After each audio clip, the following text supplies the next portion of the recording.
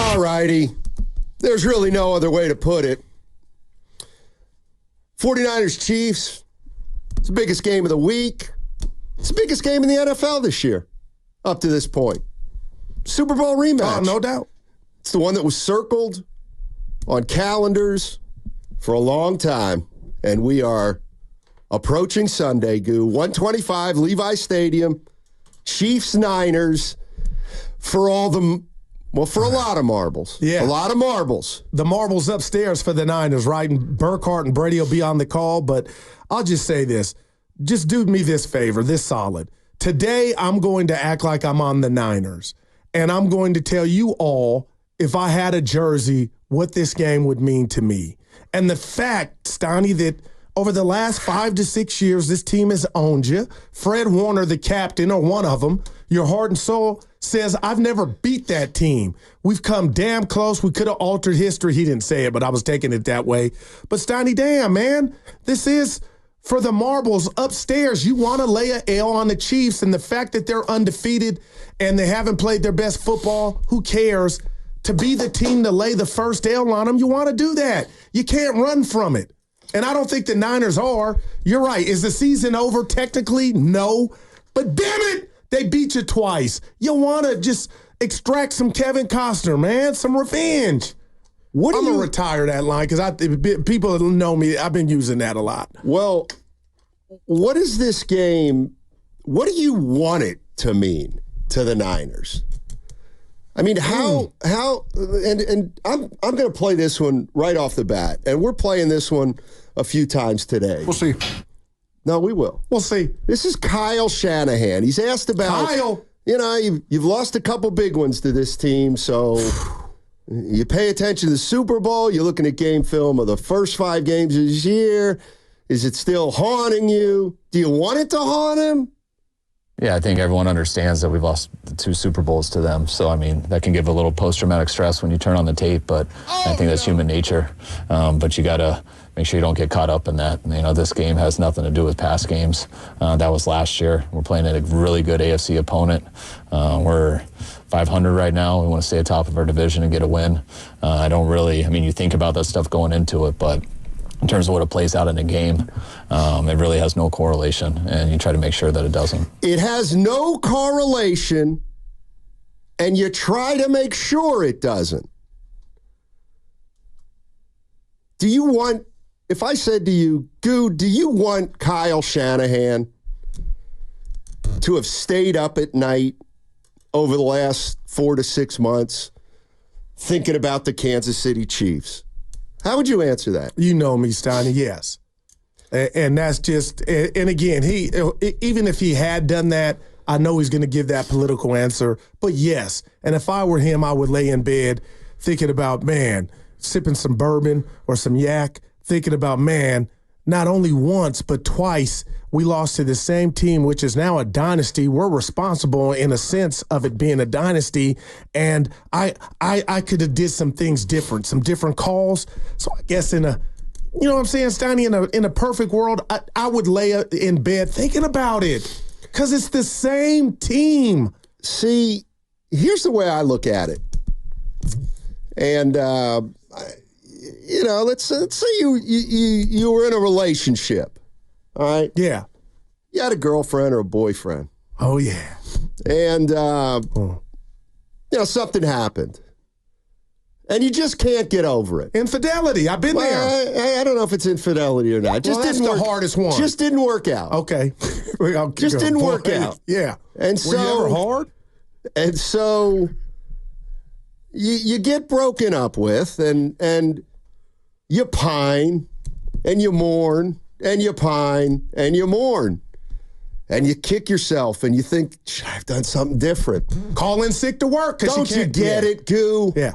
When you do that, you can't move on. You can't. All right. So in the best interest of the San Francisco 49ers, they've got to wipe it away. All right. They've got to wipe it away.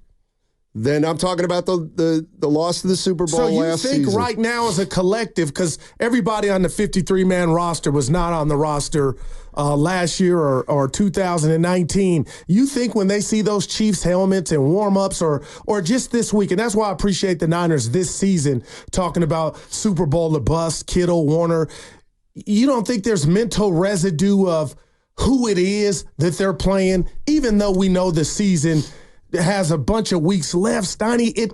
It's just human nature. Like, it's that team that prevented us from winning. And now they're a modern-day dynasty. Are you going to call a different play to start the game? No, Matt, I'm not telling you that. But I can't pretend or fake it that this is just another game for the Niners. If they lose, worst case scenario, you got Dallas. You own them, right? Then it becomes a must-win, whatever. But Steiny, at what point are you going to send a message to that team? If we see you again in the Bayou, we'll be coming off a bye because you'll have that week. Like, the Niners are too good for a team to have their number during this run. How about that? I think that's where I'm at. It just came out. I think there's a chance that this game, regardless of the outcome, is destined to be frustrating. If you lose it, it's going to be we just can't beat a cloak over the season. And if you are progressing toward the playoffs, we're all going to know that if the Chiefs are at the end of it, you've never beaten them.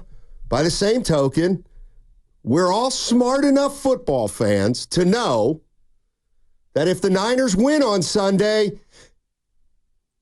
it doesn't mean a whole hell of a lot. But in the grand scheme of things, and 49er fans are smart enough, and any NFL fan is smart enough to know you can't win the Super Bowl Sunday, nor can you win last year's Super Bowl Sunday. So you got to go out, try to win the game.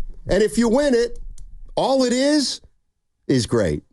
That's it. Now, that's it. And now you start all over against the Cowboys. I'm not mad at you, but let's put the rat on the table. Brought to you by Atco. I sent Billy a text. He hadn't texted me back, Steiny. Well, that's a first.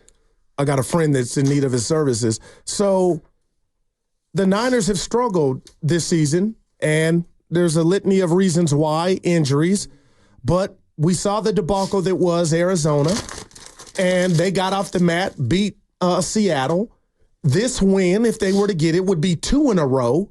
You got your little brother coming to town on national TV the week after in the Dallas Cowboys, so you possibly could be setting yourself up to win 3 in a row, 5-3, headed into the bye, if it's just about this year. And obviously it is. So, Steiny, it's more than just the Chiefs. Because if you lose this, here we go again.